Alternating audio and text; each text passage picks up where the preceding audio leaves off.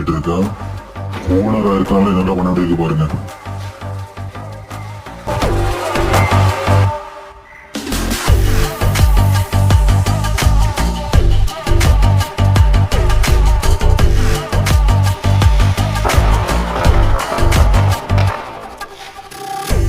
Hello guys, நீங்கள் confusion இருக்கீங்க எனக்கு புரியுது.